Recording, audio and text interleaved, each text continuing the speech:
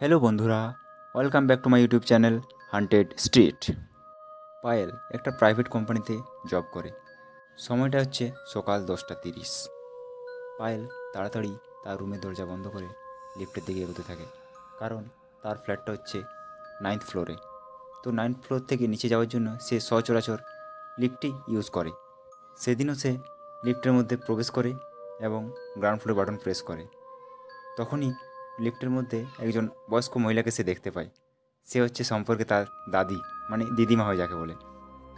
ওই দিদিমা পায়েলকে দেখে বলে ওঠে, পায়েল, আজ তোমার অনেক দেরি হয়ে গেছে মনে হচ্ছে। এতক্ষণে তো তুমি অফিসে পৌঁছে যাও অন্যদিন। পায়েল জানায়, কোম্পানির প্রজেক্টের কাজ শেষ করতে করতেই আমার রাত প্রায় 2:30 বেজে গিয়েছিল, তাই ঘুমোতে লেট হয়ে গেছিলো। কখন সকাল হয়েছে বুঝতেই পারিনি, অলরেডি অফিসের জন্য লেট হয়ে গেছে। লিফট ধীরে ধীরে নিচের দিকে চলতে থাকে, আর লিফটের মধ্যে থেকে খুব আওয়াজ আসতে শুরু করে, যেটা ছিল খুবই বিকট। এই আওয়াজটা কয়েকদিন থেকে আসছিল, কিন্তু আজ যেন আওয়াজটার পরিমাণ খুবই বেড়ে গিয়েছে।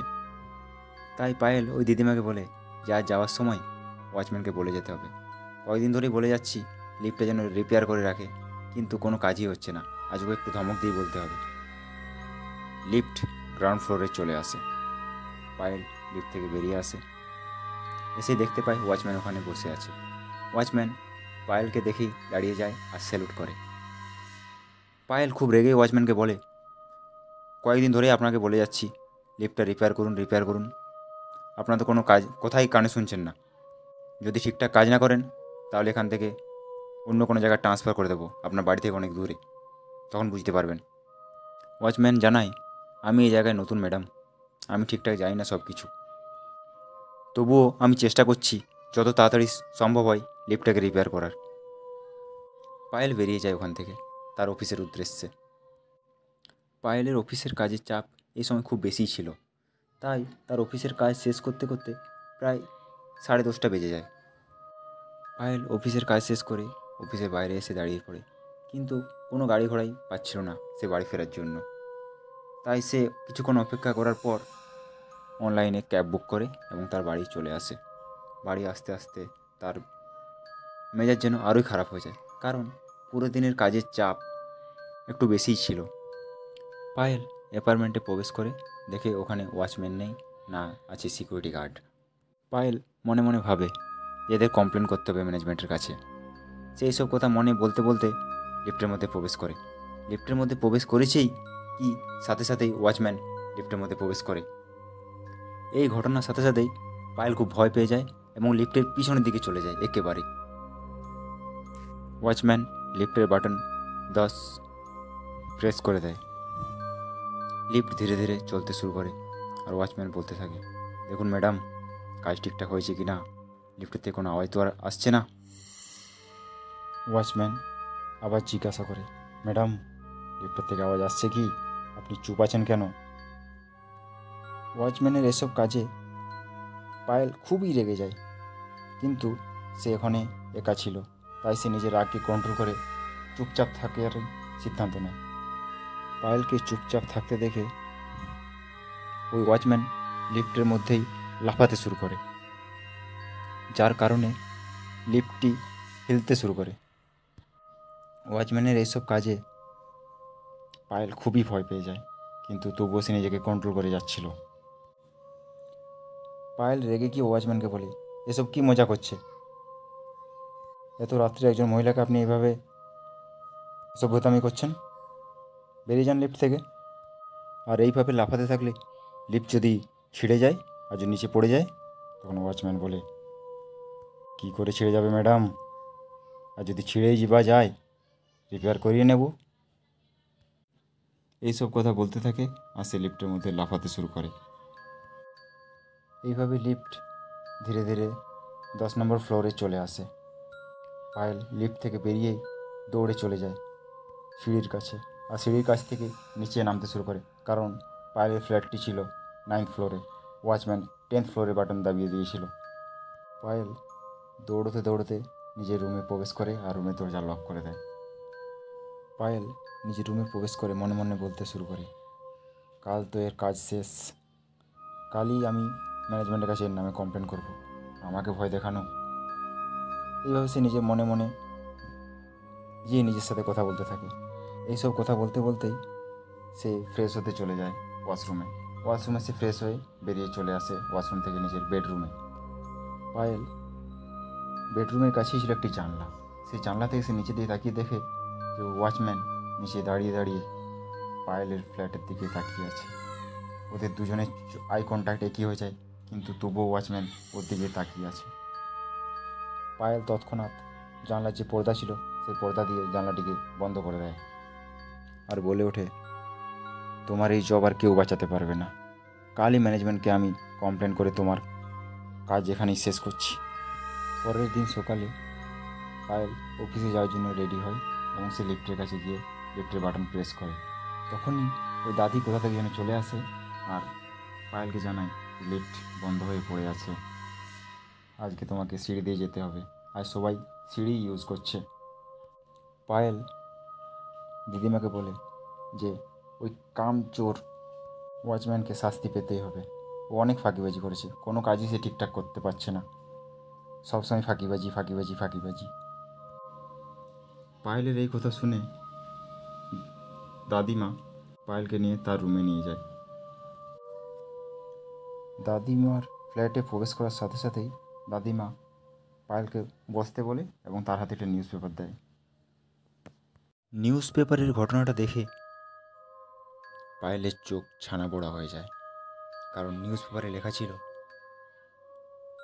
আগের দিন দুপুরবেলায় তাদেরই অ্যাপার্টমেন্টে লিফট রিপেয়ার করার সময় ওয়াচম্যান এবং একজন লিফট রিপেয়ার করার যে কর্মচারী হয় তার মৃত্যু ঘটেছে। পায়েল মনে মনে ভাবতে থাকে, এটা কিভাবে সম্ভব? দুর্ঘটনা দুপুরে ঘটেছে আর আমি তো কাল রাত্রে লিফটে করে উপরে উঠেছি, আর লিফটের মধ্যে ওই ওয়াচম্যান আমার সাথে অসভ্যতামিও করেছে, এটা কীভাবে সম্ভব? এইসব ঘটনা সে মনে মনে ভাবছিল। দাদিমাকে কিন্তু কিছুই জানায়নি সে। পায়েলের মুখের দিকে তাকিয়ে দিদিমা বলে, দুর্ঘটনাকে কে বা চেঞ্জ করতে পারে? যেটা ঘটার সেটা তো ঘটবেই। পায়েল সিঁড়ি দিয়ে নিচে নামতে থাকে এবং অফিসের উদ্দেশ্যে রওনা দেয়। পায়েল মনে মনে ভাবতে থাকে, আর রাতে যেটা আমার সাথে ঘটলো সেটা কি তাহলে আমার হ্যালুসিনেশন ছিল?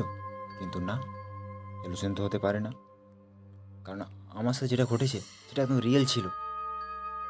পায়েল এইসব কথা ভাবতে ভাবতেই সে অফিসে পৌঁছে যায় এবং সারাদিন অফিসের কাজ করতে করতে সে অ্যাপার্টমেন্টে যে ঘটনাগুলো ছিল সেগুলো সে পুরোপুরি ভুলে যায়।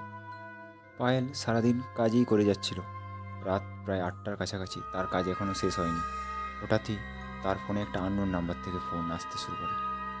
পায়েল ফোনটা রিসিভ করে বলে, কে বলছেন? তখনই ওই ফোনে যে কথাটা বলে সেটা শুনে তার পায়ের নিচ থেকে মাটি সরে যায়। ওই লিফটে যে ভয়েসটা ছিল সেটা হচ্ছে ওয়াচম্যানের, আর ওয়াচম্যান বলছিল, ম্যাডাম লিফট ঠিক হয়ে গেছে তাই না? এই বলে ফোনটা কেটে দেয়। পায়েল বুঝতে পারে ওই ওয়াচম্যানের আত্মা তার পিছনে লেগে আছে। পায়েল ক্যাব নিয়ে নিজের অ্যাপার্টমেন্টে চলে যায় আর সিঁড়ি দিয়ে যাওয়ার জন্য সিঁড়ি দিয়ে উঠতে শুরু করে। কিন্তু তখনই লিফটের পাশ থেকে ওরই প্রতিবেশী বৃষ্টি ওকে ডাকতে শুরু করে, পায়েল লিফট ঠিক হয়ে গেছে, চলো লিফটে দিয়ে উপরে উঠি। পায়েল যেতে চাইছিল না লিফট দিয়ে, কারণ আগের রাত্রে যে ঘটনা ঘটেছিল তার সাথে তার রেস কিন্তু এখনও কাটেনি। কিন্তু বারবার বৃষ্টি যখন বলছিল সে মানা করতে পারেনি, সে লিফটের মধ্যে প্রবেশ করে। লিফটের মধ্যে বৃষ্টি আর প্রবেশ করে। বৃষ্টি 5th ফ্লোরে থাকতো আর পায়েল থাকতো 9th ফ্লোরে। লিফট ধীরে ধীরে উপরে দিকে উঠতে শুরু করে আর বৃষ্টি মনমরা হয়ে জানায় যে এই জায়গাটা কী হয়েছে কে জানে। আগের দিন ওয়াচম্যান আর ওই মেকানিক মারা গেল, কাল দাদিমা মারা গেল। বৃষ্টি বলে, হ্যাঁ দাদিমা হার্ট অ্যাটাক করে মারা গেছে এবং তার চোখ দেখে মনে হচ্ছিল তিনি যেন খুবই ভয় পেয়ে আছেন। আমরা তাকে সামলানোর চেষ্টা করছিলাম, কিন্তু তার চোখ এক দৃষ্টিতে সাইড দিকে তাকিয়েছিল। জানি না কেন কী হয়েছিল, কিন্তু এই ঘটনাই ঘটেছে। কী হয়েছে জানি না এই জায়গাটার। আমরা দাদিকে বাঁচানোর অনেক চেষ্টা করি, কিন্তু আমরা তাকে বাঁচাতে পারিনি। লিফট এতক্ষণে 5th ফ্লোর চলে এসেছিল। 5th ফ্লোরে বৃষ্টি লিফট থেকে বেরিয়ে যায়। বৃষ্টি লিফট থেকে বেরিয়ে কিছু দূর যাওয়ার পর ওই দাদিমার আওয়াজে বলতে থাকে, বেটি সাবধানে থাকবে।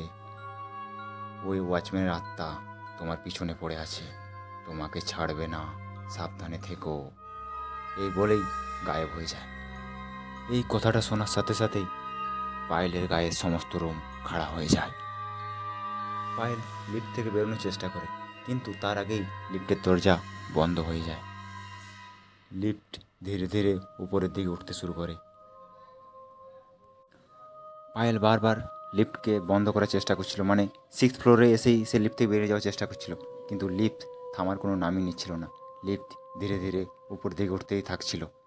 ও বারবার বাটন প্রেস করেই যাচ্ছিল, কিন্তু কোনো কাজ হচ্ছিল না। উনি ও পিছনে কারো আভাস পায়, কিন্তু পিছনে তাকিয়ে দেখে যে কেউ নেই। পায়েল খুবই ভয় পেয়ে যায়।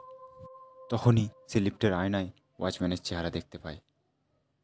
লিফটের মধ্যে এসি চলছিল, কিন্তু এই এসির মধ্যেও পায়েলের শরীর থেকে ঘাম ঝরছিল খুব। ধীরে ধীরে ওয়াচম্যানের আত্মা পায়েলের দিকে এগিয়ে আসছিল। আর সেই সময়ই লিফটের দরজা ওপেন হয়ে যায়, কারণ 9th ফ্লোর চলে এসেছিল। দরজা খোলার সাথে সাথেই পায়েল বেরিয়ে চলে আসে এবং লিফটের বাইরে এসে সে জ্ঞান হারিয়ে ফেলে। পায়েলের যখন জ্ঞান ফিরে আসে, তখন সে নিজের বিছানায় ছিল। তার পুরো শরীর জ্বরে পুড়ে যাচ্ছে। পরে সে জানতে পারে যে লিফটের সামনে সে বেহুশ হয়ে পড়েছিল, তখন যে নতুন ওয়াচম্যান কাজে জয়েন করেছে সে তাকে দেখতে পায় এবং তাকে তার রুমে নিয়ে যায় আর ডক্টরও দেখানোর ব্যবস্থা করে। সেই দিনের পর থেকেই পায়েল ওই ফ্ল্যাট ছেড়ে দেয়, কারণ সে জানে ওই ফ্ল্যাটে যদি আবার সে যায় তো ওই ওয়াচম্যানের আত্মা তাকে আর ছাড়বে না, তাকে মেরে ফেলবে। পায়েল ওখান থেকে কিছু দূরে একটা রেন্টেড ফ্ল্যাট ভাড়া নেয় আর ওখানে থাকতে শুরু করে। ওই দিনের পর থেকে পায়েল আর কোনো দিন ওই অ্যাপার্টমেন্টে যায়নি। তো বন্ধুরা, কেমন লাগলো আজকের এই স্টোরি কমেন্ট বক্সে জানাতে ভুলবেন না। ধন্যবাদ।